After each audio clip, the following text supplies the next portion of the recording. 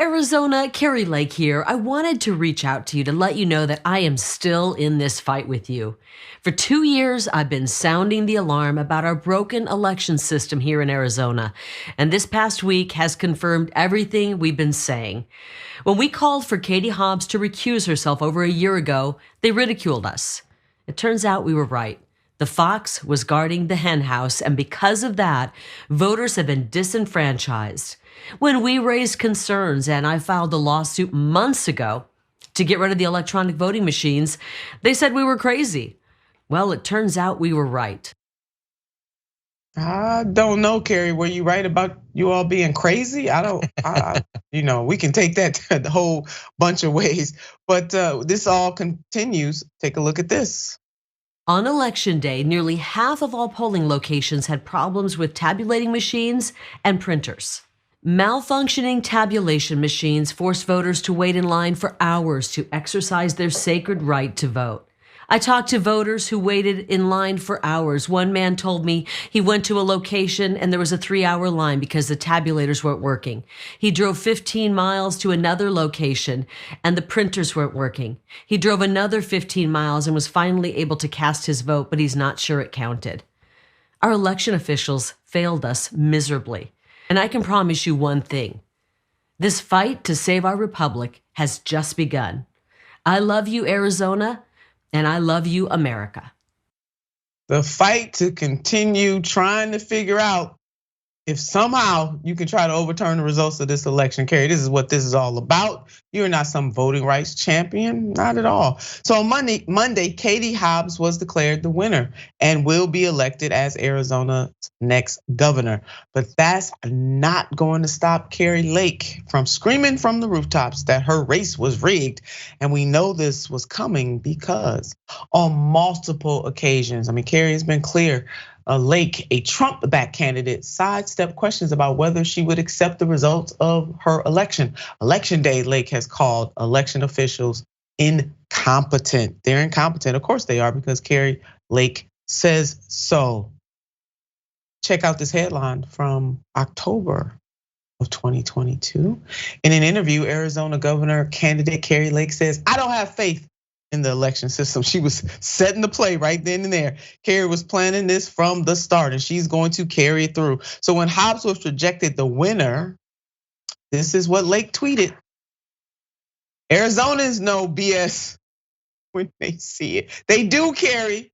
They know yours. That's why they didn't vote for you." Gotta highlight this hilarious response to Kari. "And they certainly saw it in you and voted for your opponent. Phew. Really dodged the bullet there." David, I was thinking the same thing. It had not. I'm right with you, baby, on that. Either way, Kari has been added to the graveyard of election denying losers. Let's put up their smug shots. At least 120 lost, a larger portion, about 40% of that group that lost denied the 2020 election or 2020 results outright. John, I'm gonna let you have this. Yeah, it's one of the reasons why I think she probably has a good future, at least in Republican primaries, Republican media, is she advances all the same conspiracy theories, but she doesn't sound as crazy as like a Donald Trump.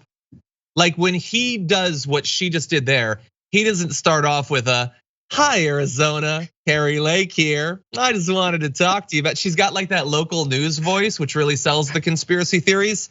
But once you get beyond the voice, it kind of falls apart pretty quickly. So her idea is that the election was stolen in a state with a Republican House and a Republican Senate and a Republican governor.